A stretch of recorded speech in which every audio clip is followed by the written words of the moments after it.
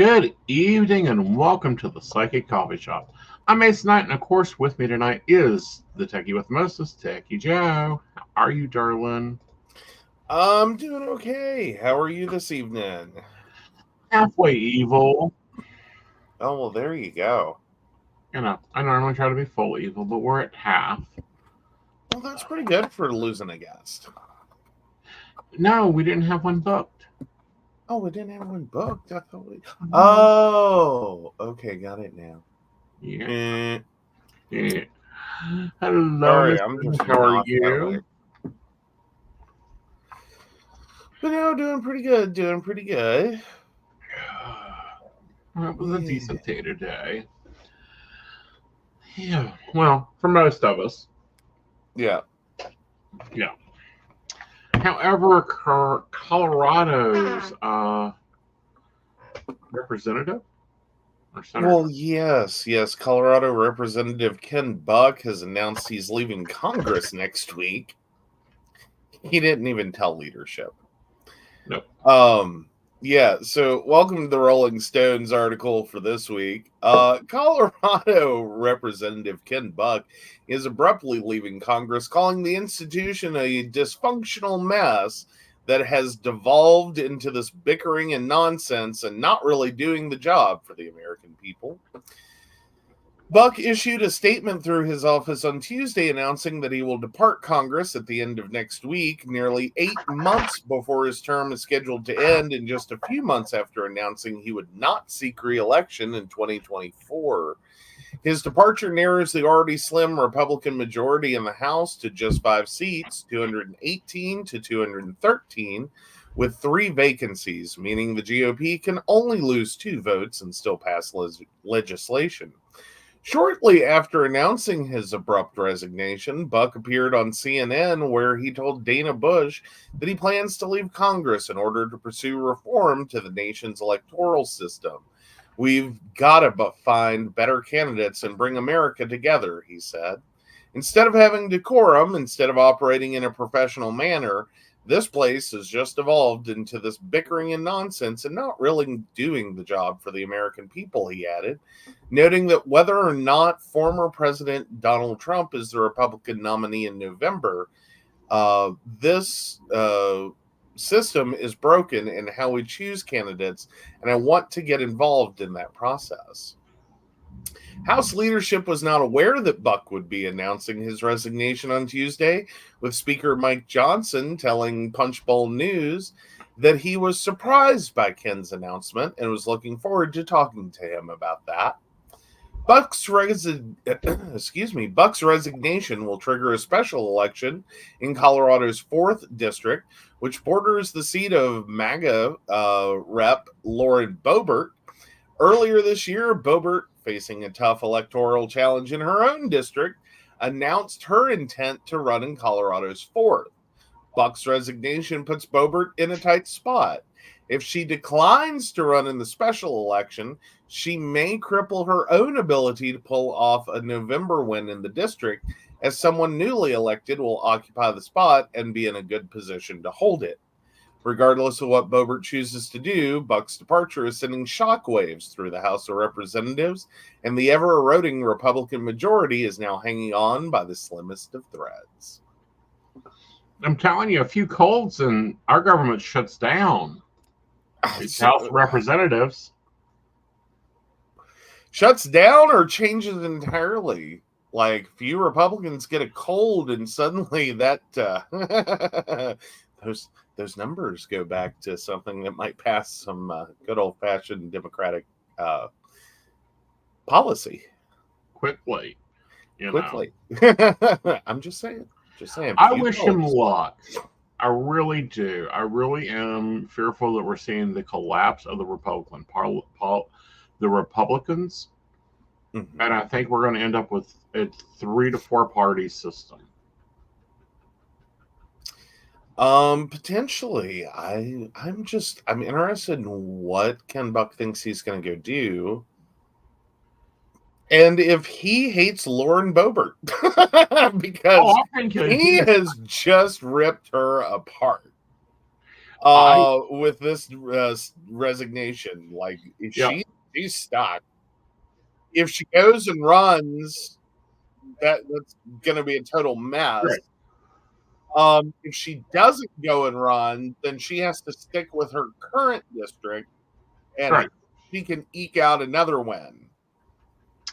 See, but here's the thing. I would be surprised if she's able to survive either. Yeah. What I understand, one, Buck is an old Republican. What I mean by that is he is the one that is like, no big government, no big spending, stay the hell out of people's business, line my pockets. Not this new brand of Republican that makes no sense and thinks aliens are coming. Which if they and that can you Donald please Trump is return the us to England? second appearance of Jesus. Yeah, he is not the second appearance of Jesus. Yeah, in case you weren't aware. Yeah. I didn't think people would have to be told that, but then we've learned people have to be told that. Right. That now. We're sorry he does not pass the litmus test for the second arrival of Jesus. Mm-hmm. Sorry, just doesn't. He doesn't even fit the demographic for the Antichrist. Well, but he cavorts with whores. Again, I can see the confusion. I can see the confusion, but see, here's the problem. I want a independent test for dementia.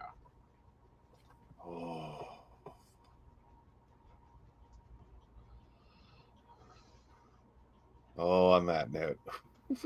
Okay. Mm-hmm. So yeah, that's definitely going to be a moment in DC right now. I'm sure there's some very angry Republicans.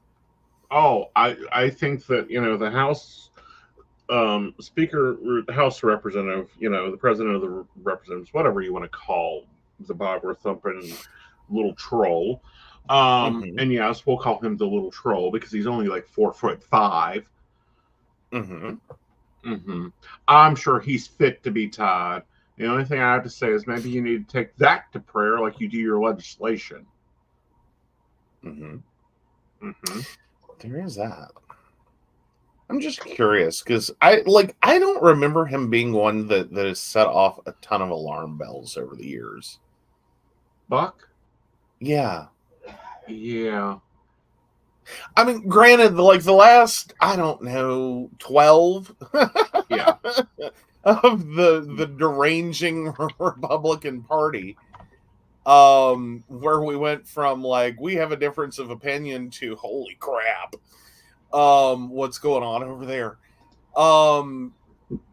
He his name does not set off massive alarm bells. It's just like, oh, okay, Ken Buck, yeah, okay, yeah.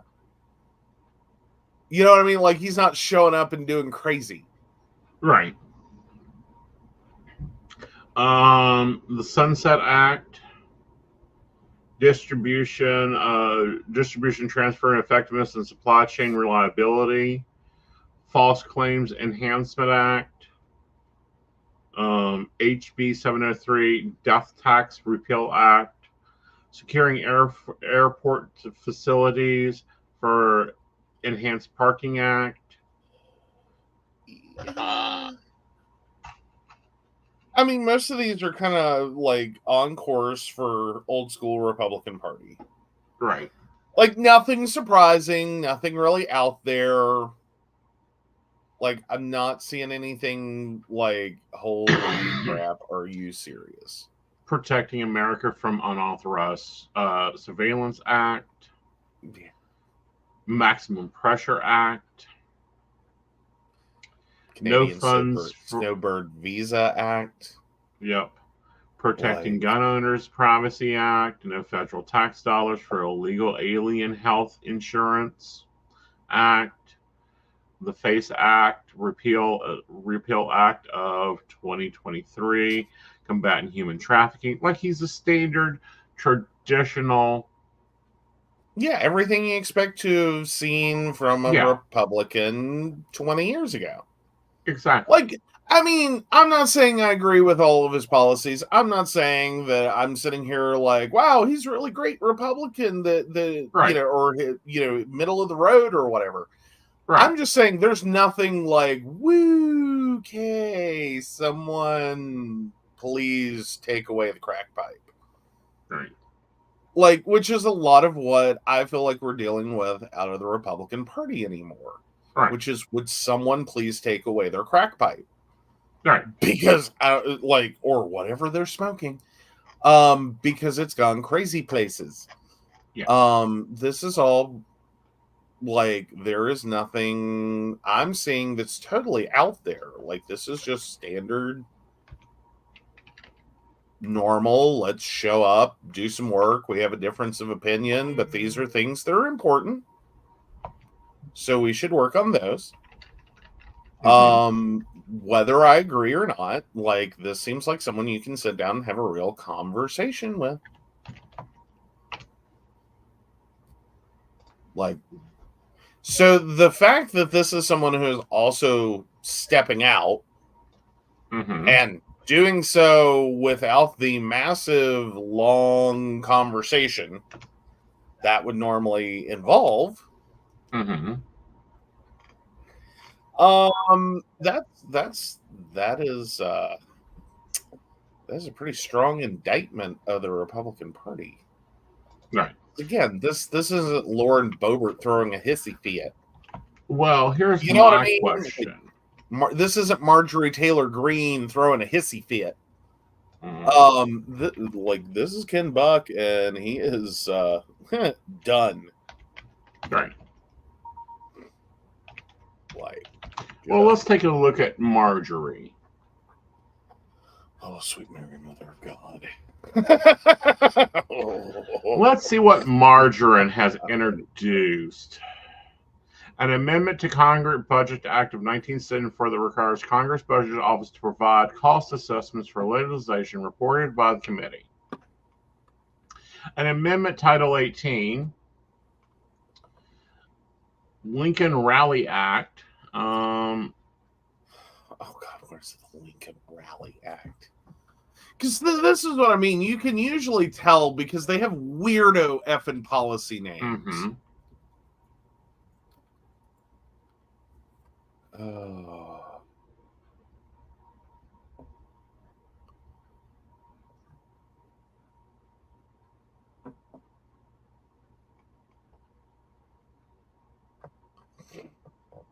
Fair Labels Act. Lord knows she didn't introduce that one. Yeah.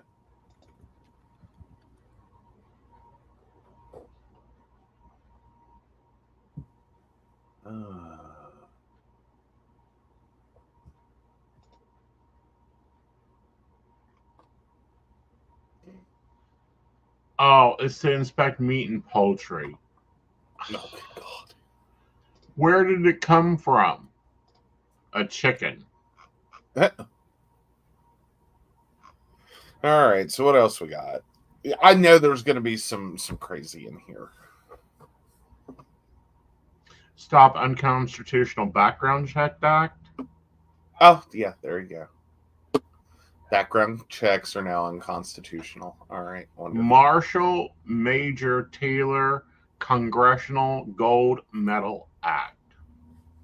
Oh, can't tell where that came from. Defund Act of 2023 to reinstate pilots fired or forced to resign because of COVID-19 mandate. Preventing Aliens Through River or Land Act.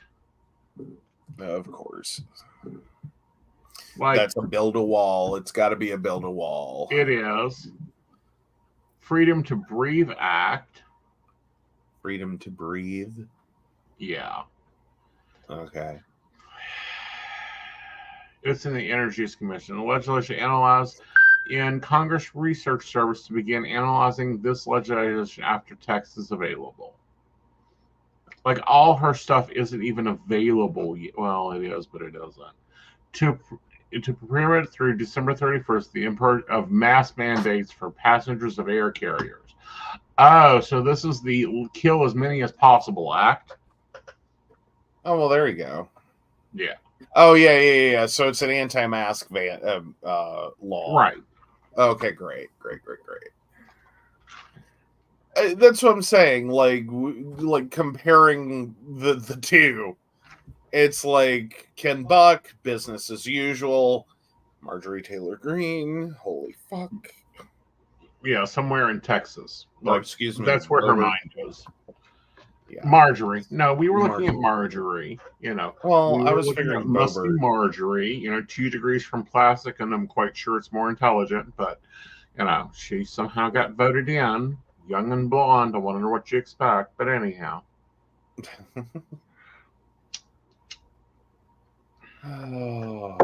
So the Republicans are in shambles, but at least our Supreme Court finally agreed on something unanimously.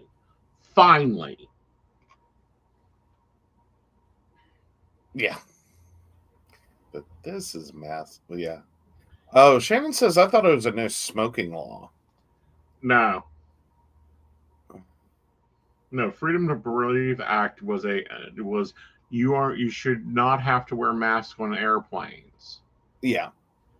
No. That, like, the whole no smoking law would make some kind of like logical sense. Freedom to breathe, I could possibly throw that one and like follow it. Right. But no, that's been one of the recurrent anti-mask statements, like pander to your base of, oh, no one can breathe in a mask. You just can't breathe. You're suffocating. Really?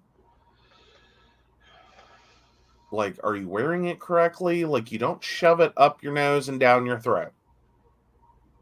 Like, in that situation, you might have trouble breathing. Right. Like, a fair amount, actually. Right. Oh, Shannon said just the face he made when he said it. Because I find it so repulsive.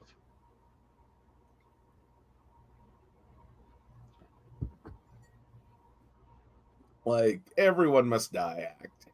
Just call it that. Everyone must die. Yes. Because we don't believe in science. Yeah. Because we would rather pander to our base and get reelected. Well, not that they're going to be around much longer if you pass this law. Yes. Which, the Republicans are in trouble. In general. I mean, it puts me at odds with myself, though. Mm-hmm. Like, there's an opportunity here to let Darwin sort it out amongst people who already don't believe in Darwin, which is ironically funny. Just saying. I'm not wishing anyone dead. I'm just going. Like, there's a moment where you wonder, should this law pass and let Darwinism sort it out? Because it's what's going to happen. Like, again, it's not wishing anyone dead. It's just point blank saying, if that law passes, Darwinism will sort a lot of things out. Mm-hmm. So.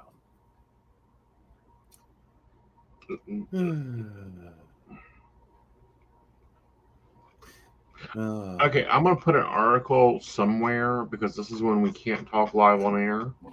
Oh, okay. But we can definitely talk about it in the barista meeting. Ooh. Random. Oh, God. Not even that's probably like the first thing in random, isn't it? Yeah, well, no, because there was a bot there for a few days. Oh, there was a bot there? Yeah. Okay. That gave us random facts.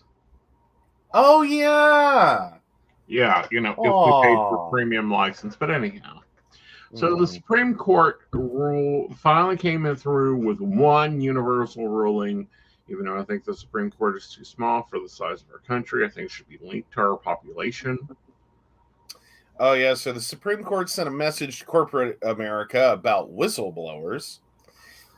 The fiercely divided Supreme Court does not agree on much these days, making its recent unanimous decision in Murray v. UBS Securities all the more compelling, especially given the unified ruling was about strengthening the rights of whistleblowers, not an obvious subject for a warm bipartisan embrace, but that is exactly what the High Court delivered, sending a clarion call to companies to tread lightly when dealing with those who speak truth to power. The case centered around this case centered around the whistleblower retaliation protections in the Sarbanes-Oxley Act, which Congress designed to break through the corporate code of silence that stops so many from reporting misconduct in the financial markets. The court made it very simple. A company cannot treat an employee worse for blowing the whistle. And to prove that basic line was crossed, an employee need only show their whistleblowing was a contributing factor, not a motivating factor, to an employer's adverse action. No one wants to run afoul of the Supreme Court's new mandate, and many companies have already responded by moving to tighten up their corporate controls to ensure better protections for whistleblowers. But if this merely translates to a more hands-off approach with whistleblowers, essentially just staying out of their way, then companies are largely missing the point. The Supreme Court has laid down the gauntlet for a whole lot more. It is in every company's interest to accept this challenge and welcome whistleblowers into the corporate fold. Whistleblowers serve as an early warning sign, shining a spotlight on serious issues that may otherwise remain in the dark. If properly heard and supported, they can help companies avoid ending up on the wrong side of a lawsuit, government investigation, or public relations nightmare. I've seen this firsthand from representing hundreds of whistleblowers over the years. Virtually all of them came to my law firm after they tried to address their issues and concerns within the company first. Only after the company ignored or rebuffed them, in many cases firing, demoting, or otherwise rebuking them, did they reach out to us to help them escalate their concerns to the government or courts.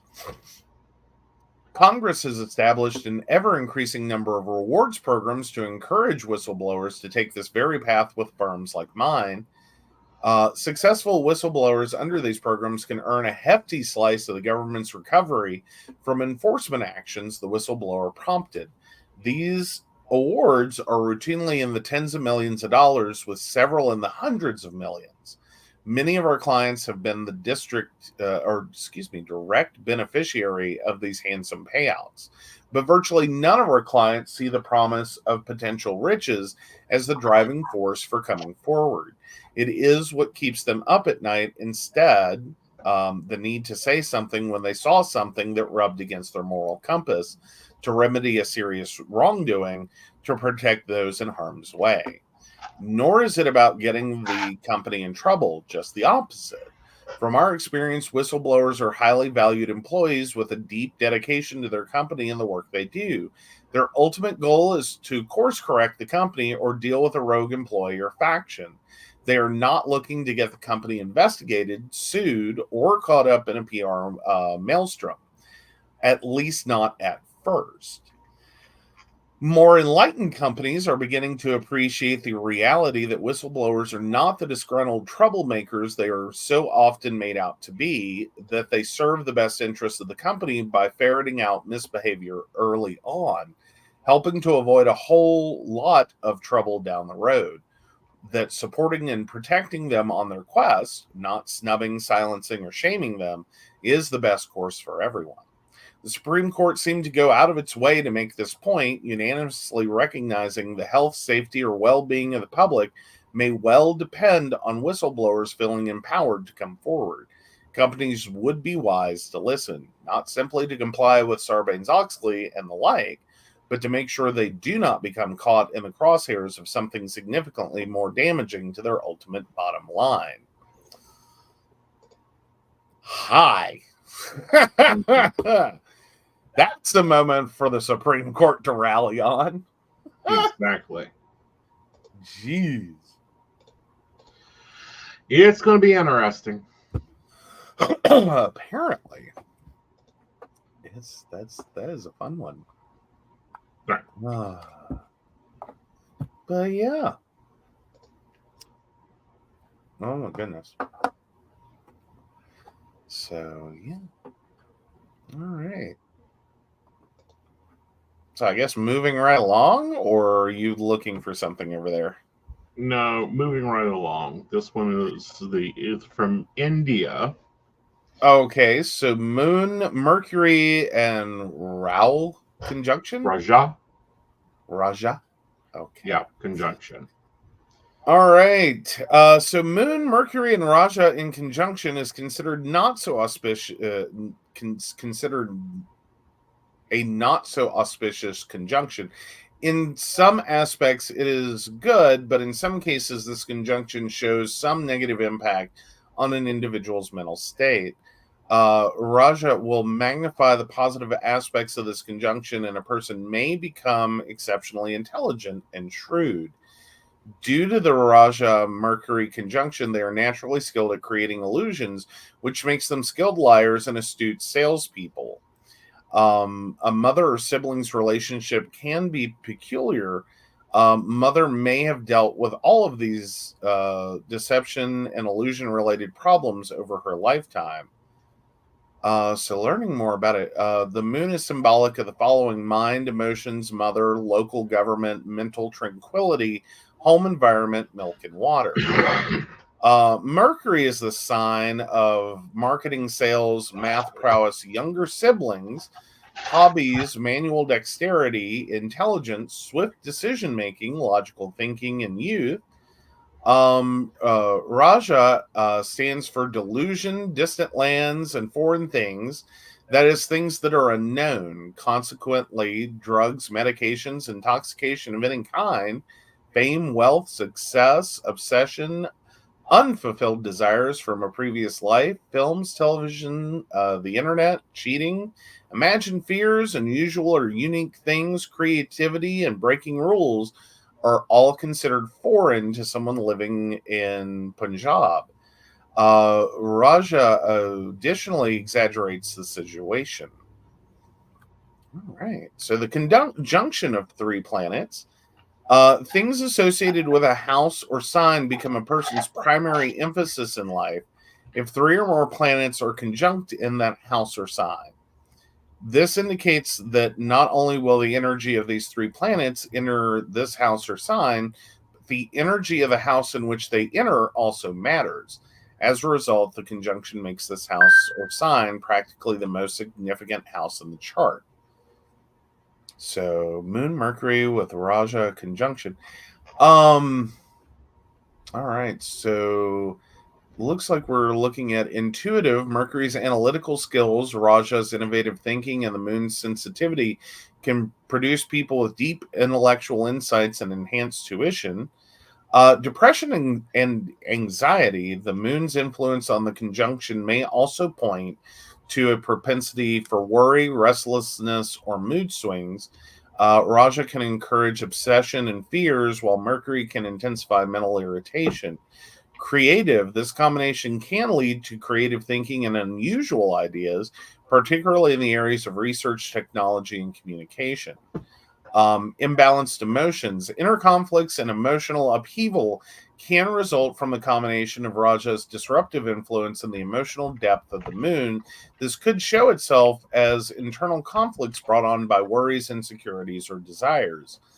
Relationship challenges. This conjunction may have an impact on relationship, with Mercury's influence perhaps causing communication difficulties or misunderstandings. Relationship complications or unusual dynamics may also result from Raja's presence. That's a bit of an article. It is. And we have another 2 weeks of this, according to Vedic astrology. All right, so but in Vedic astrology, what is this? Like, okay. as in, so I'm going to translate. Yeah, all right. Please do. All right, so the moon We know the moon. We love the moon. She changes outfits every day, normally signs. She has a 28-day cycle. There's a lot of things that have a 28-day cycle. You can draw your conclusions or go ask your mother. Mercury, who in Vedic astrology has all to do about the flashy, let's keep it looking right, keeping it polished. Mm-hmm. And Raja, who is an intensifier, it's an asteroid actually. Okay. Put those three things together, and you have basically a PMS, Mercury, sitting on an asteroid with a big rock going, let's see, do we want to throw it at your relationship or your parental relationship or your mother relationship? Oh, well, that's always fun. Yes. But it's also going to affect our internet and foreign affairs. Oh, goody. Foreign affairs and the internet. Yeah. Oh, so is that sort of like when Meadow crashed? Yes. Oh, okay. Meta crashed when? Because this went into effect March 7th.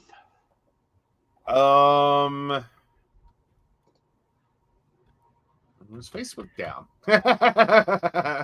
Someone needed to check their Vedic astrology before they launch new services.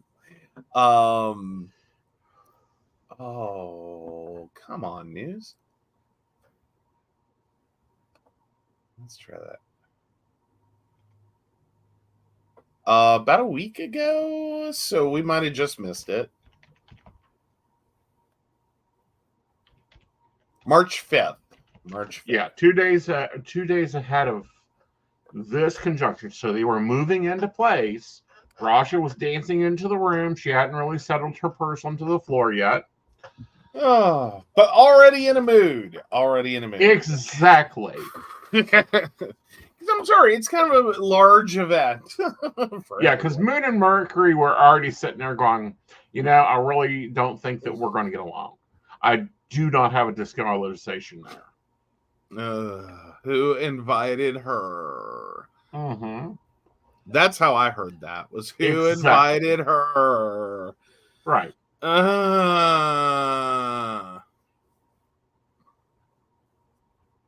Come on, you all know you've had that conversation with at least one of your friends before. Yeah.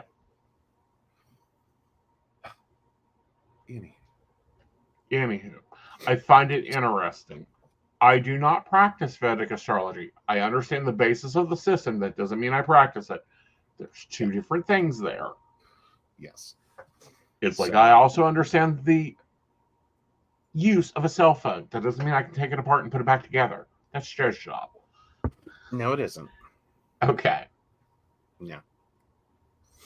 I have neither the patience nor the crayons to learn how to totally disassemble a cell phone and put it back together. What? You put stuff in my cell phone all the time. Oh, no, I'm just not that much of a hardware guy. Like, I'm not that committed. Right. Like, I'm already getting to the point that, like, laptops and desktops are becoming problematic because the components get any smaller. Mm-hmm. I mean, yeah. Like, can we talk about the hams at the end of my wrist? Right. And the fact that these were not built for tiny ass components. Right. I'm built for strength, not dexterity. Yeah. But I find it highly interesting. Okay. And if you are Pisces, rising, setting, rising, sun, or ascendant, you're going to be getting this hit even heavier. Ooh. Because it's all in Pisces. Ooh, Pisces, please let us know you're okay. And for me, because I am Aries, early degrees Aries, it's going to be focusing me on intuition and self-discovery. Oh, good Lord. Yeah.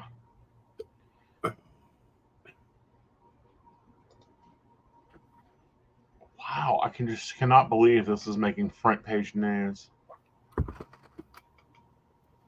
Just saying. Like, that is how big this is in India. Yeah, that's a front page news article. Yeah. I like just saying. All right, so I'm going to look at the effects of this. Aries, your intuition and your psychic senses will be great. Hey, I'm taking calls. Oh, Brenda says, great. Stressed out best friend is a Pisces. And or whiskey or a Valium, one of the two. Taurus, your communication and networking can improve during this transit. Geminis.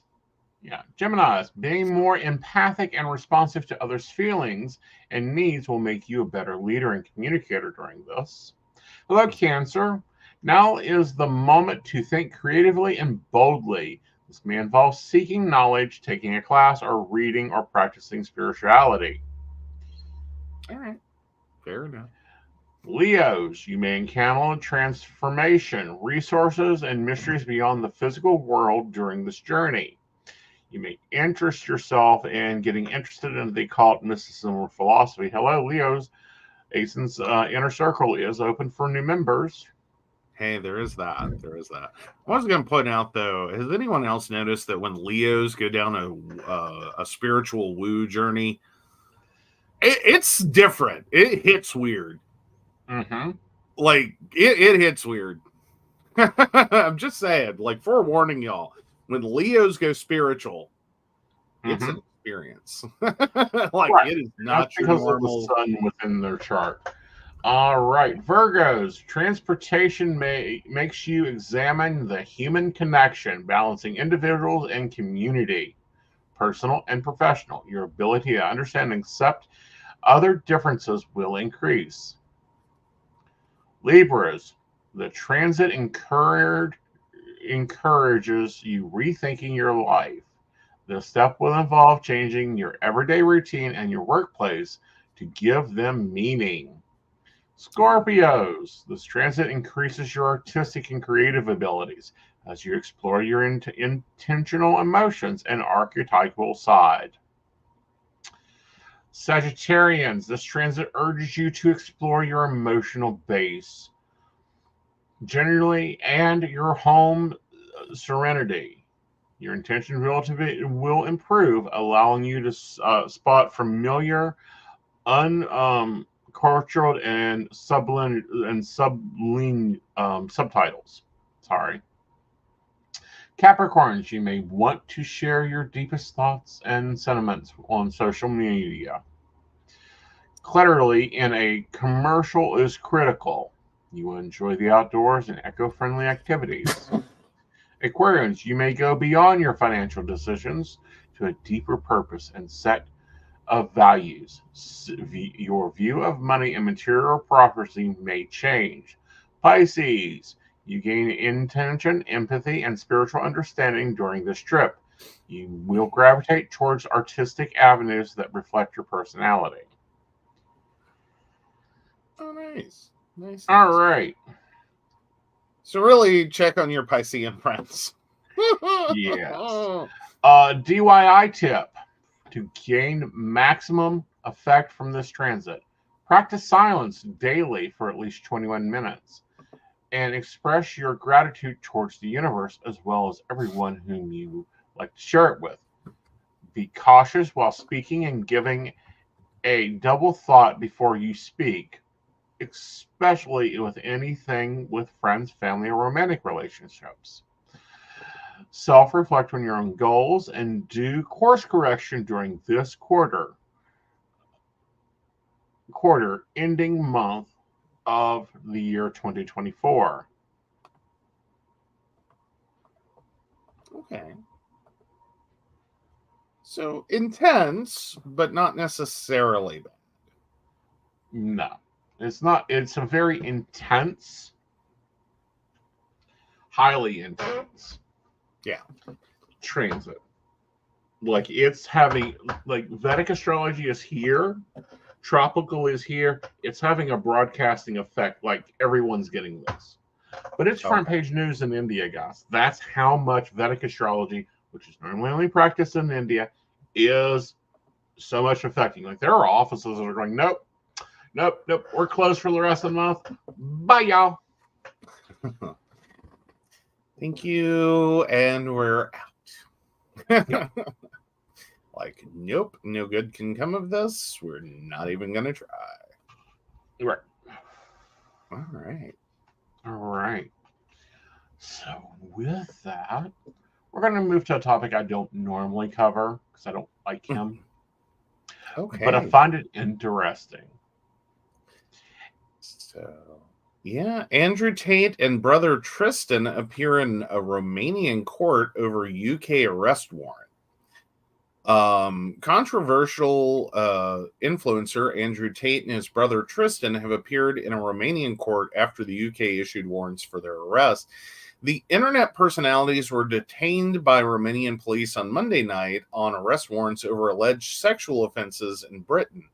Bucharest Court of Appeal postponed a decision on the warrant. Andrew Tate, 37, and Tristan, 35, categorically reject all charges, their representative said.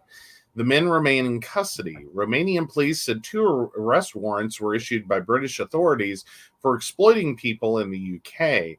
A representative for the Tate brothers before the hearing described the arrest warrant as a bewildering revival of decade-old accusations, leaving the brothers dismayed and deeply troubled. They categorically reject all charges and express profound disappointment that such serious allegations are being resurrected without substantial new evidence, the statement said. They are fully committed to challenging these accusations with unwavering determination and resolve. Their representatives claim the allegations cover 2012 to 2015. Andrew, wearing a black hoodie, and Tristan arrived at court in handcuffs, escorted by police.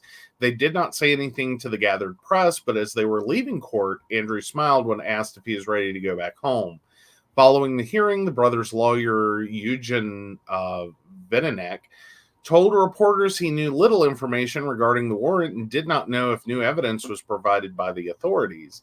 In December, the Tate brothers, who were dual UK-US nationals, were ordered by a Romanian court not to leave Romania after the brothers made a request to visit their mother in hospital in the UK. The brothers are being investigated by Romanian authorities over separate allegations of rape, human trafficking, and forming a criminal gang, charges they deny.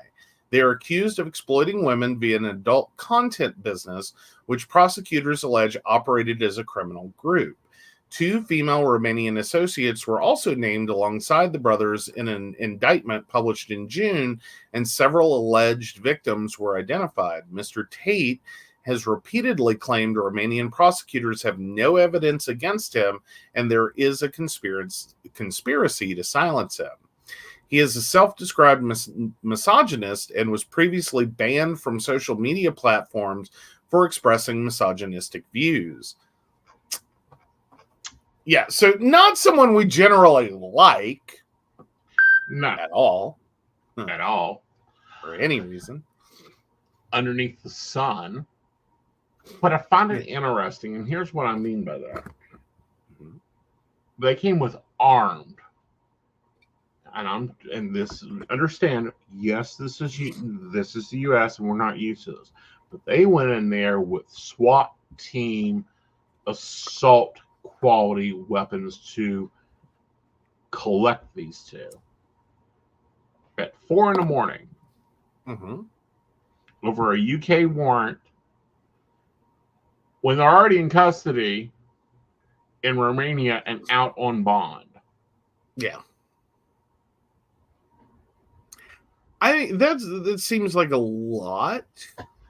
And I mean, I wouldn't say we're not used to that in the U.S. We've seen situations in which our government, like law enforcement wise, we're increasing the amount of armed force used to execute something as simple as a warrant. Right. And I wonder how much of that may also have to do with any reputation they may have for like their thoughts and opinions on weapons. Strong possibility there, because normally they don't need this level of force. But I hope that both countries get him. Like, one get him for 50 years and another one get him for another 50, and then erase him from history. Understandable.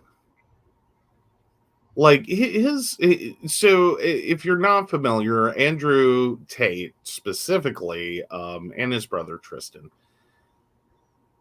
that was like, calling them misogynist is one thing. The fact that they had a whole platform rallying men to misogyny and women. Mm-hmm. Like, never would I ever say go watch his content, because it's an edificational experience. But it is definitely an experience to watch. Right. And just like the layers of wrong. Right. But the fact that it was forming this very popular rallying point was quite frightening. Right. Not only that, it was quite surprising. Right. Like, things you don't expect to see people rally over. Right. Yeah, no. I thought we were a good bit beyond that, but there we were. Exactly. Or there it was. So yeah, and the as he has been silenced, which, call it what it is, he's been silenced by social media. Like, there's no any other thing to call that. And please note, that has a lot to do with the amount of harm the things that he says could cause. Right. Like, we're not advocating, like, he's not advocating right for like a return to a more traditional lifestyle. You know what I mean? Like that whole 50s couple concept. Like, that's not where he's at. Right. Like, he is at, like, women are pure and utter garbage. Right. Only men matter. Like, Right. that's the like rail that he's on.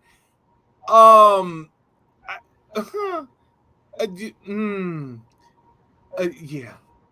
Yeah. It's We are talking pre 1500s view on society. And of course, what's even scarier was he was running a college. Well, a university, Hustlers University. Yeah. Yeah. Like, he was making money at this. Yeah. Like, he had a very loyal fan base. Very. Like, very involved fan base of very angry anti-women men. Right. Because I don't know what else to call it other than anti-women. Right.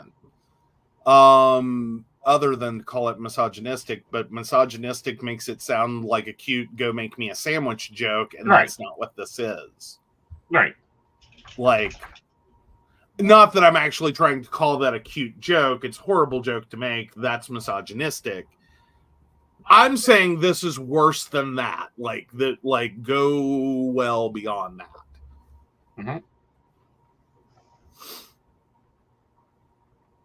And to update this, he is going to be extradited back to the UK and have to face the crown.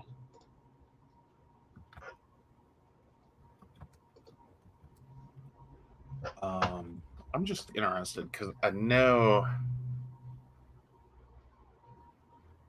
like, and his quotes still abound. Oh, I'm just looking to see.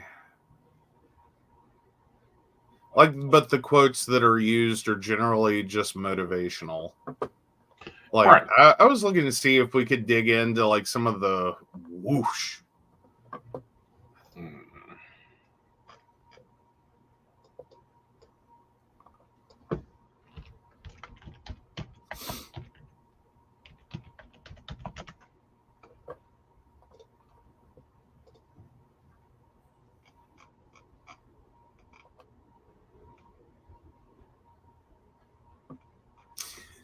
Okay, so yeah, six Andrew Tate quotes about women. The minute you choose a woman over your goals is the minute you lose them both.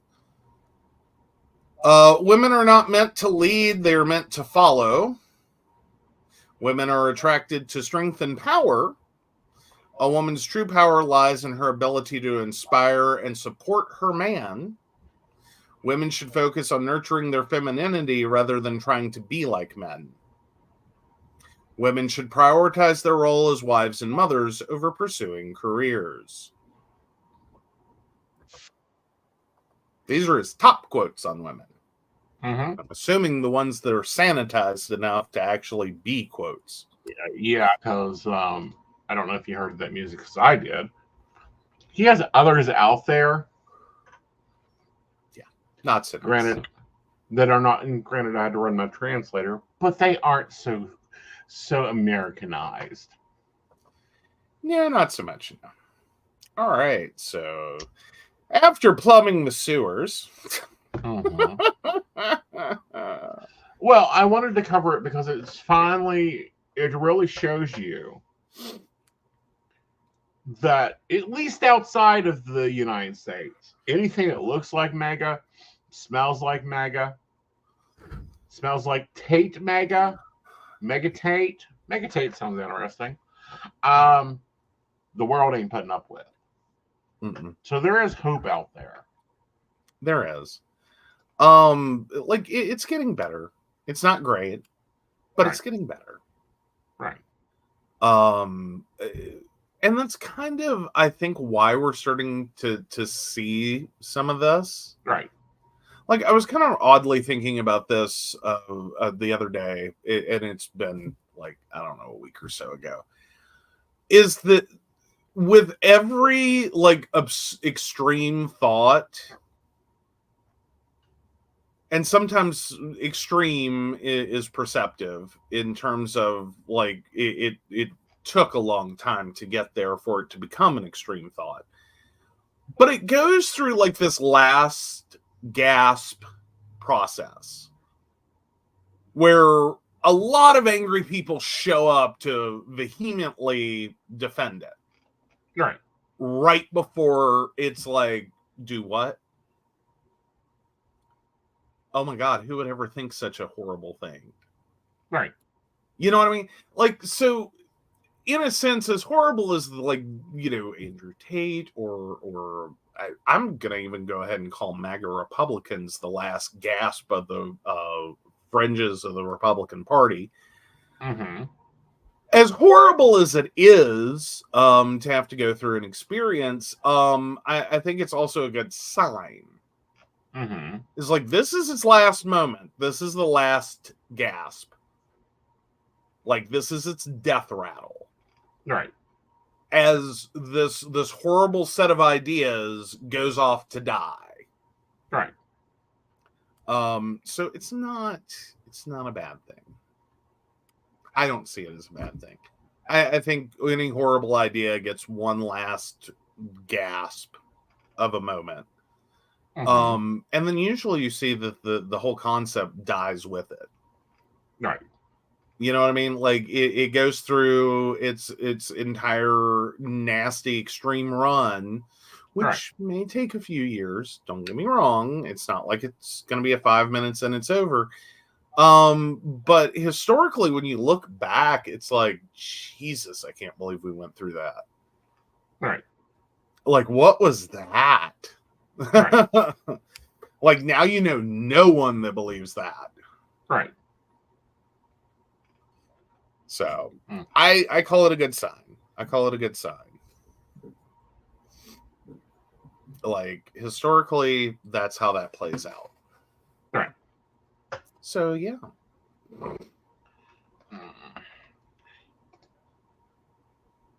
Okay, so take it away with Emma. Yeah, take it away, because I've got to get out of what I'm in. Okay. Did you get lost? Are you on Pornhub? No, I'm not on Pornhub. Okay. You're very invested over there. All right. Am I the asshole for not wanting previous owner's son in my home or property? My husband, daughter, and I live in a small rural town. We purchased this house with acreage about 4 to 5 years ago from a couple with 2 adult sons. It's a very beautiful custom country French house that the man and his sons built themselves over the course of several years. The house is very luxurious, and so I can see how special it is for them. Yesterday, I was checking our town's Facebook page for updates on things and came across a post of a man asking on how to contact the owners of a house that matched our address because he wanted to show his kid his childhood home, but didn't want to randomly come unannounced, especially since we installed a gate at the entrance. A lot of people gave him ideas on how to look us up on the internet and find our phone numbers and contact us. My husband and I are very private people, and this kind of bothered me. To put a stop to it, I politely commented on the post that we are not interested and apologized. Now people are calling me a Karen for not wanting them over. I can see why they think I'm a Karen, but to be honest, I feel relieved that I was honest because I don't feel comfortable with having them over in the first place. Am I the asshole? All right, let's listen to why they think they are. Okay, so the son of the couple we bought our house from wants to bring his kid to show him his childhood home, but I declined. I may be the asshole because the kid will never get to see where their dad grew up. No, they get to see it very easily from the gate. Google Maps, Google Earth, very useful. Mm-hmm. I would hope you have pictures. Mm-hmm. You know, there's a lot of things there you can do that don't require taking someone to a physical house. More importantly, I don't understand what the allure is with childhood homes. Like I've never and now granted, I consider myself a bit of a special case on that one. I don't really, I didn't have an affinity for the house I grew up in to start with. And I most certainly didn't have any desire to bring anyone over there ever.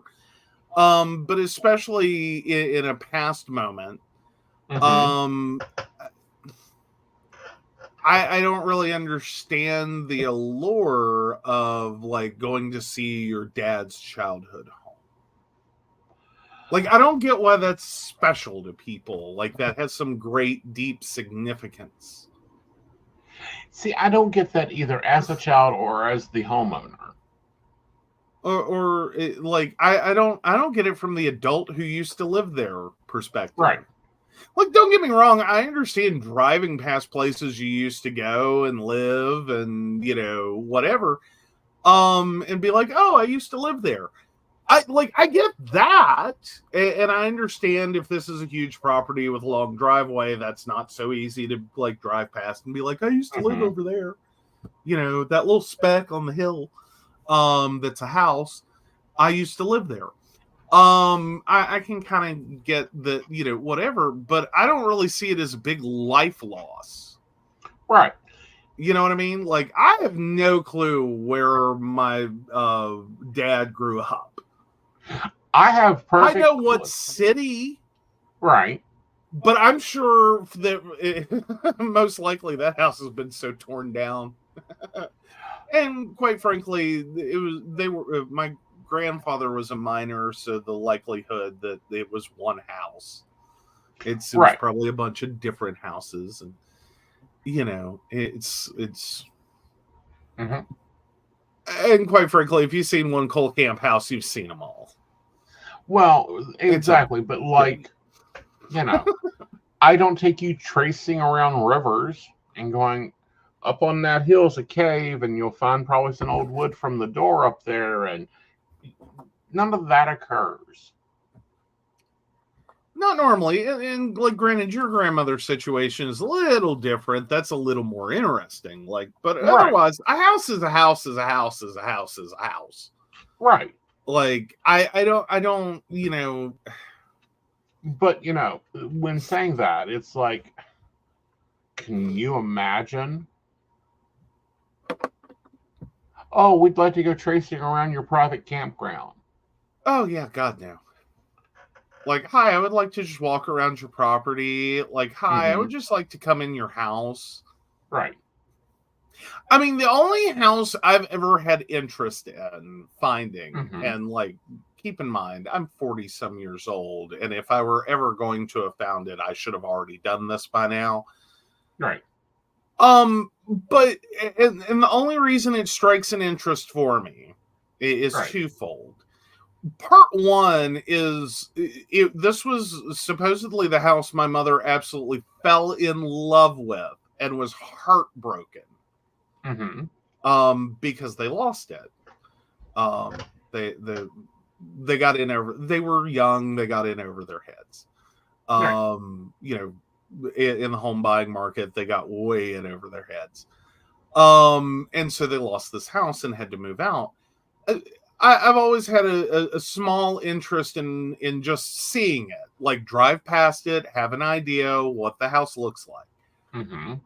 But also because there was a comparison made to like my sister effectively used it as inspiration to build a house. Right. But basically mirrored it. Right. And she made that comment to our mother, and our mother was like, it's absolutely not the same house. It is totally different. It has nothing in common with my house. And so I was just kind of interested, having, known the one house for a few years in my way early childhood. Right. That my sister built, but having never seen this house that mom, because like mom was never the same after that. Right. Like she got stuck in a house she hated, Mm-hmm. and then proceeded to basically die there.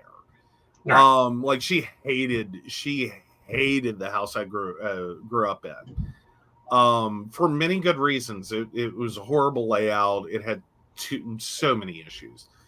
Right. Like it was a house, it was a good house, technically. Like it wasn't gonna fall down on us. It wasn't like that bad. But it was like the house of quirks. Right. Like so many quirks. Right. Like, this is not what most people think of when they think of a house. It was a weird design. Right. For a square, like stupid brick box. Right. It is what it looked like on the outside. When little kids draw a house on a sheet of paper and they make it brick with a roof, this is usually about what they did. Like, it looked like the home button. Right. It was a square with a roof. Like, that's it. Like, and everything was just crammed. Good luck. Try not to trip over each other. Exactly. And just as a kid would draw it, none of the openings were standard or normal or to scale or centered. Nothing in that house was centered. Right. So, I can understand why mom hated that house. Right. Like it had so many quirks. But I have always been interested as to like what, because she went from like the best house she had ever lived in, like this was her dream home, to the worst house she could possibly imagine. Right. So I've always been a little interested, not in a walk up, ring the doorbell. Hi, can I walk around your house? My parents used to live here in the 70s. And that's a bigger point. 60s, I think, technically. 70s, 60s, 70s, somewhere in there. Right. But can you imagine someone coming here to look at this house after all the changes I've made? The only thing they'd recognize is the floor. Maybe. And that's in a quarter of the house now. And I don't think it's inappropriate to be like, no, you cannot traipse around my house. This is weird. Exactly. You know what I mean? I'm sorry. I feel like this is a random stranger fact that we live in the same house. Right. But you don't live here anymore. Right. And quite frankly, I don't know what you think you're going to get out of this experience, but to go through and judge my shit. Right. and how I'm using the space and like sit here and go down memory lane of your mom had this there and blah, blah, blah. Who cares? Exactly. Like, really? Or like, maybe you shouldn't have sold the house if this is how emotionally invested you are. Right. And as a fair point, I don't think I've gotten all that emotionally invested in places. Right. You know what I mean? Like, I'm just, it's a house. It's a house. I mean, some are better than others. Some are very lovable. I understand that concept. Mm-hmm. Right. And like, even with my mom, like, you know, going from a house that like everything was exactly how you would imagine a house would be built. Right. Like, you just, because that's sort of how she described it, it was just logical. Right. Like, this was the perfectly intelligent house design. Right. Versus a house where it's like, could this get more crazy? Right. Which was the house I grew up in. But I've been through apartments and, you know, like living here and my grandmother's house and the house I grew up in at childhood, different places. My dad was, you know, dumped for the summer, to go work. Lived in those. I'm not saying that I hated all of them or loved all of them or whatever. I saw things that were cool. You know what I mean? Like, right. I have the greatest affinity in all of human history for the half door. Like, the split door. Like, oh, I fucking love that. That was the coolest idea ever made. Like, the Dutch doors, I'm totally down for. Like, Dutch door me up. Because I think they're cool. I think Dutch doors are cool. They're just cool. Like, how can you not love a Dutch door? Like, it's the perfect answer to the fucking baby gate. Like, it's a built-in baby gate. Well, not only that, but it's the perfect answer for like our front door and our back door. But anyhow, like, it's the baby gate. It's the oh yeah, pocket. Well, I don't have an affinity for pocket doors, mostly because I struggle to open and close them. I think they're cool. Excuse me. I think they're cool. I just don't have a real affinity for them because I also know that when they get stuck, they're real stuck. But Dutch doors, totally down for Dutch doors. Yeah. Oh, Dutch doors are just like, why? Why isn't this standard? You know you're going to move children into this house at some point, put up a fucking Dutch door. Why would you ever not? Because of the damn price. Oh, whatever. It's worth it. $2,667. And how much are you going to end up after family after family after family moves in, kids and pets, spending on baby gates? True. Because everyone who's going to move in there is going to buy at least one. Right. At some point or another, we've all bought a baby gate. I bought two. That's what I'm saying. Like, you only have to run so many people through it before you have paid off the door.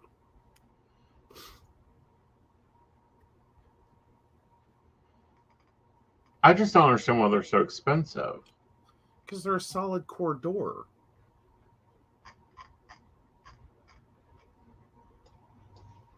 Like, they're not super easy to hang properly. Is this something that a saw can handle? No, your standard hollow core door cannot be cut like that without it destroying. You missed the word solid core. What? Getting a solid core door. They're not $2,000. Yes, they are. That's with a window. That's with a window. Interior Dutch door, 30 by 80, $299. Frosted glass from Amazon. That's interior. I'm saying exterior. No, I'm talking about interior.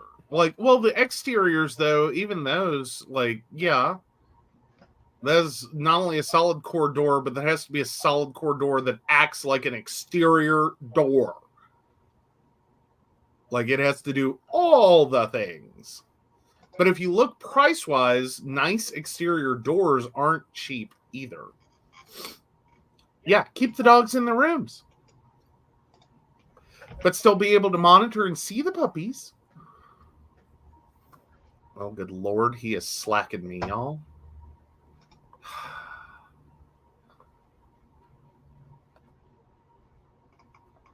What have you found? Yes.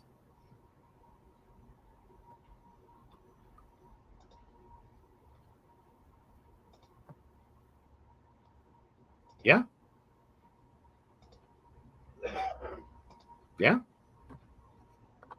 And it's composite as a solid slab door is $1,100. So yeah, it's twice the price, but it's also got to be double lock set. Mm-hmm. And yeah. Yeah, that's just insane. Why? It's just like buying an extra door, and functionally, Mm-hmm. it can work about as well as one. I'm just saying, they're useful. I have a handy He's husband. pricing power tools and extra hinges. No. Actually, I own the power tools. I own the power tools. Never, ever will I ever let you do that to a poor, unfortunate door. Why? I have a handyman. I'm sure he can do it. No. He's going to look at you and tell you no as well. Because they're heavy-duty doors. Like, you can't support a split door on some cheap-ass, like, that's a heavy-duty door. Mm-hmm. Like, you're asking those two independent pieces to function as two independent pieces. Like, usually the rigidity of a door is that it is one solid slab. Mm-hmm. You need two independent pieces to come together and act like one massive solid structure. Like, that's why it's so expensive. Like, those are beefy doors. They're not baby doors. Again, I love the idea. I think that it can be done cheaper.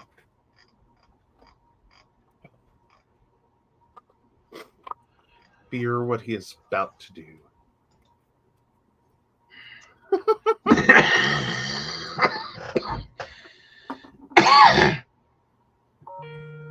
Oh, yeah, used solid doors are much cheaper. Old antique doors were solid. Check that way. Yeah, if you're gonna be determined, please no. You want to go old door. Not new door. Do not like if you're gonna try to make a Dutch door out of a slab door, go old school. Mm-hmm. Don't F around with the new shit. The new shit is garbage. We all know this. We are well aware. Mm-hmm. But yeah, front doors are expensive. Mm-hmm. Like, it's why like, please understand, when you talk about, like, the police kicked in someone's front door, like, that can be anywhere from a few $100s worth of potential destruction, in addition to all the framing that got destroyed when you kicked in the door. Mm-hmm. Which is not all that expensive, and like wall damage and stuff like that. That's all fixable, repairable. You break that door, you're potentially talking about hundreds or thousands to replace that. Like, it is easier to break a window. Like, sincerely, if you take out someone's window, it's cheaper. Right. See, interior, they have one for $300 over, and I could see paying $300 for it. It actually looks very pretty. You're not hanging it on the front of the house. You're not. You're not doing it. Just saying, you're not doing it. Oh, but no, seriously, when you kick in someone's front door, that is a very aggressive act, because that is a very expensive act. Yeah. Like, when you talk about the total price of a home, you can easily be talking about like a good measurable percentage. None of that 0.0, none of that crap. Yeah. Oh, what did you find? Oh, if I'm spending that amount of money. All right. Did you at least put up a poll while you go drill over doors? Up. God. All right. We got to underrail the show. He is now staring at doors and sending me slacks about doors. On air, honey. We're on air. I know we're on air. They entertain. They can entertain. That is only $3,500. It will not go on this house. I have to redo the front yard, but yes, it would. No, it really won't. We do not have space to mount that door. You do not have space to cut out for a 62 by 82 door. Honey, don't you know the measurements of the living room curtains? Oh, good God, you are not replacing the bay window. Or, well, it's not a bay window. Sorry. You're not replacing a picture window with a door. Chainsaw, long blade. No. All right, so to relationship advice. If you have not seen the poll, please go vote in it. I'm sure we have options ranging from am the asshole, not the asshole, everyone shitty here, and it's a dill pickle. Moving right along.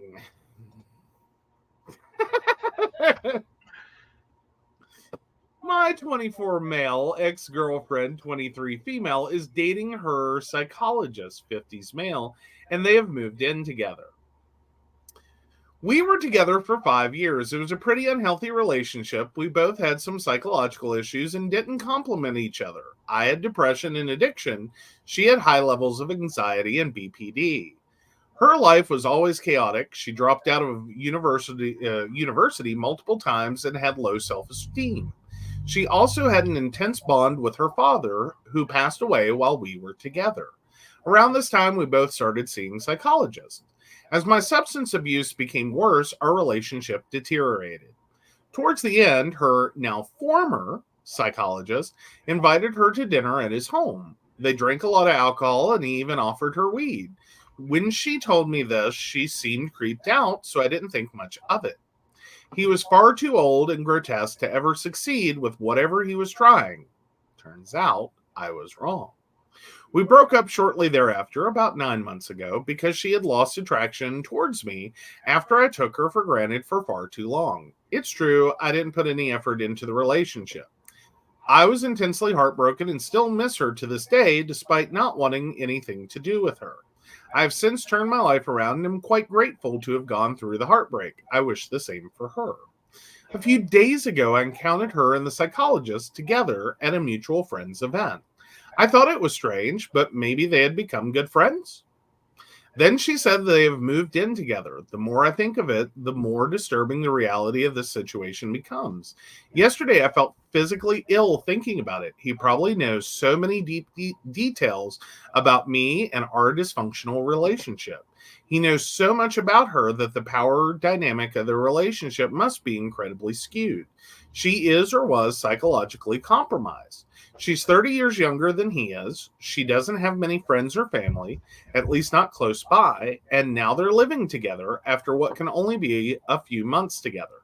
That said, they're both consenting adults, and I'm sure he takes good care of her. At least someone is. Reddit, how do I process this and get over it? I'm tired of thinking about her all the time. That's a wild ride. It is. I thought we would take one. Mm-hmm. you first have to grieve the relationship. Yeah. Yeah. You have to divorce yourself of that. She made choices that are her own choices. Mm-hmm. Hmm. And I can to some degree get the ick factor of someone who is, well, technically 27 years older. Mm-hmm. Like the whole, like, for a lot of people it seems very ick. And that's like the lecherous old man taking advantage of the woman, of this young girl. While I have issues with the way their relationship started, because yeah, that's the thing psychologists and patients aren't supposed to do. Mm-hmm. I don't know that they had, like, I think he at least followed general, like, okay, one, stop being her psychologist very quickly. Right. Two, wait an appropriate amount of time Mm-hmm. before attempting to proceed in a relationship. I think there are some technical standards for that. In terms of, like, how many times did you see her as a patient? Mm-hmm. And how long did you wait after you stopped seeing her as a patient to try to get romantically involved? Because unfortunately things happen. People do meet people in the wildest of ways. Mm-hmm. And as long as you're respectful of the fact that, you know, this could potentially be inappropriate, and you know, allow a cooling off period, you divorce yourself from the doctor patient relationship, and do not try to, you know, the biggest fear there though is still going to be, is he, because there's this weird thing in which people who are trained in psychology can actually end up using psychology to, in a bad way, Yeah. to manipulate partners. Mm-hmm. So you do have to be careful of that. Like, I'm not saying don't date a psychologist, they're manipulative. I'm just saying there is a potentiality. There's more than a potentiality. There's a high likelihood of it occurring. And And sometimes it's not a bad, it's not all horrible. Like, right. you can take it to grotesque levels. And some people have. Right. Sometimes it's mild and, like, getting what you want out of your relationship kind of crap, where you kind of, you nudge them a little. Right. Like, you know what to say and how to say it, and to make them do the thing. Right. And as long as it's, like, for their own benefit and taking care of themselves, and okay, you gotta, you know, your life's a little easier. That's kind of hacking your life with psychology. There's cheap psychological tricks. It's a book series. It exists. Yeah. Unfortunately. That's not inherently horrible. Right. That's, you know, you're a little better at it because you are a psychologist. Right. But this is the same reason I don't read for partners. Well, not entirely, I don't think, but okay, go for it. It's violating for me a view or an idea of boundaries. Yeah, well, and it would change the dynamic, Right. and potentially open up some things. Right. That, like, I don't want to share that with you, thank you. Like, Right. I want autonomy in my relationship. Right. So I don't give you permission to go digging around there. You know, maybe I'm thinking about what to get you for your birthday. Maybe I don't want suggestions of what to do for that from you. Mm-hmm. You know what I mean? Like, Right. let me have autonomy. Like, this doesn't make any sense. Exactly. You know. But at the same time, it doesn't inherently have to be horrible. Right. But I think as a psychologist, you would have to be very aware of that. I think as the girlfriend of a psychologist, you should be made aware of that if you don't already know. Right. That, you know, hi, this is a potentiality you need to look out for. And yeah, it's going to make you a little crazy thinking about all the times in dating a psychologist, you're going to get manipulated somehow. Now, if you go back in perspective, there, like even Evita talks about the fact that we all manipulate our partners. That's part of a whole song. Right. You know, that like you learn people and what motivates them. And so if you want to go on a vacation, you might do some things. Right. Before you suggest a vacation. It's manipulation. Call it what it is. It's manipulation. Right. And again, it's nothing out of the ordinary. Right.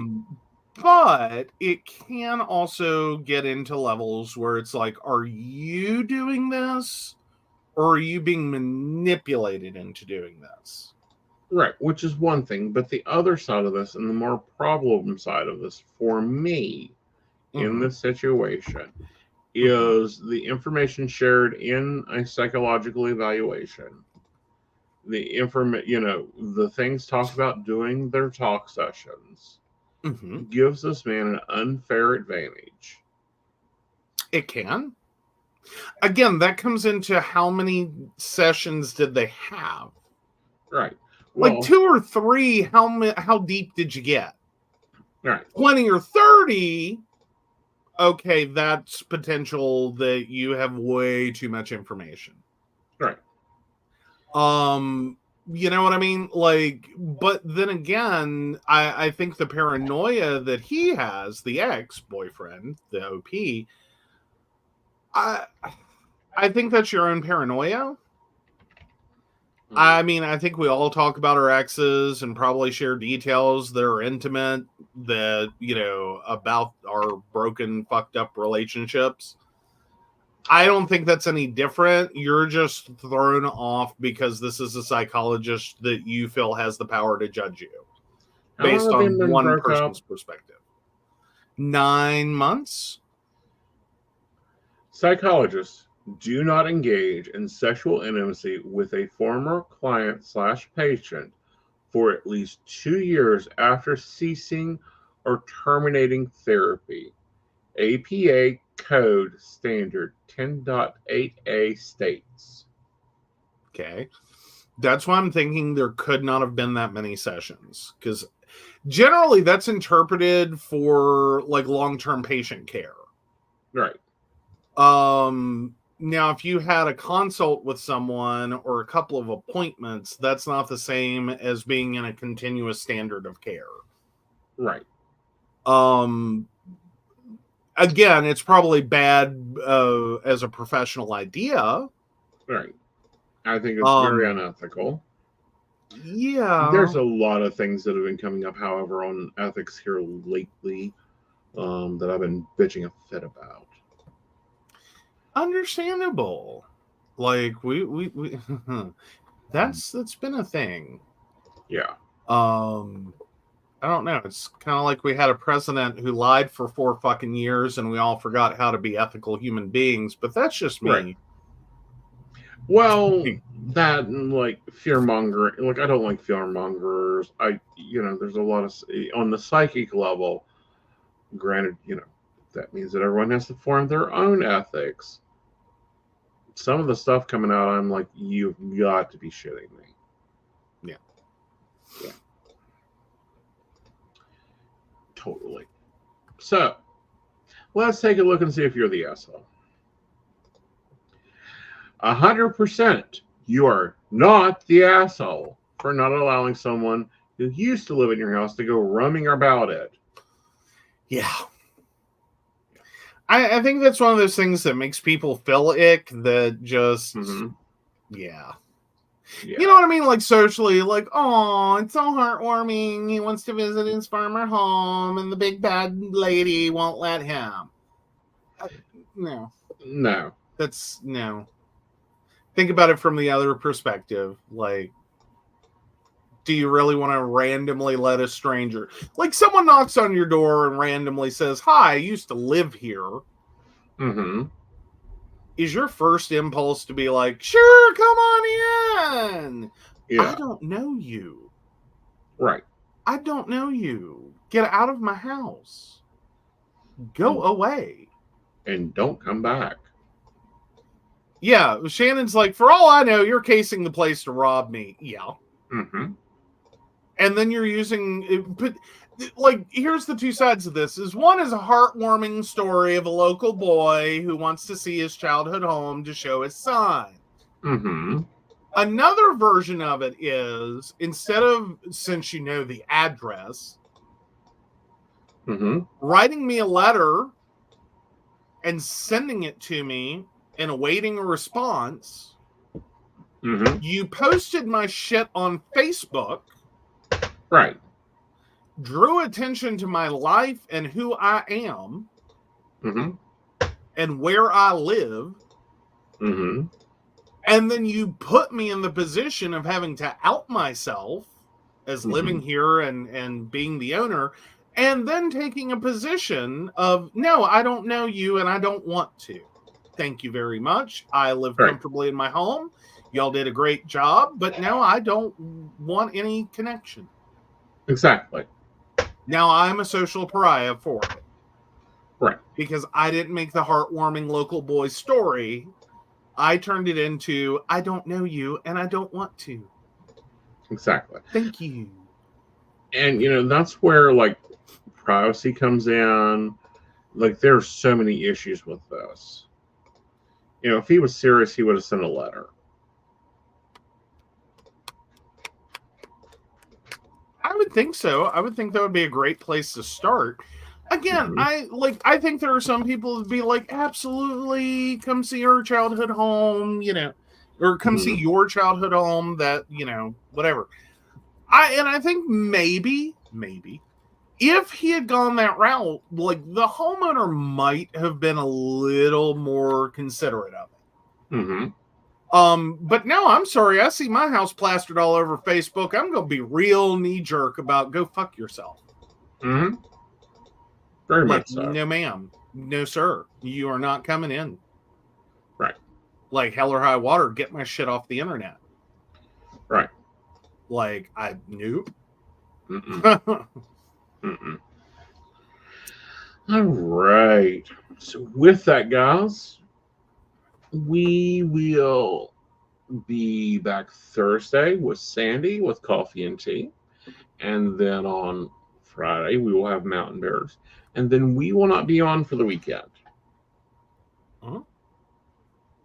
We will be off this weekend, but yes, we'll be back to normal programming next week. Exactly. Yes. So with that, we do want to take a moment to thank our sponsors. We sure do. Of course, we want to thank Beverly Walker, Mika G, Kathy, Mary Winfield, Brenda, Shannon C, Shannon D, Lady Gwendolyn, Charles Shaw, Tracy Van, Caitlin Bell, and Devin. If you'd like to learn more about us, the show, or how you too can become a Patreon sponsor and receive all the wonderful benefits our baristas receive, please visit us at pcspnetwork.com. Yes. All right, guys. Good night. Good night.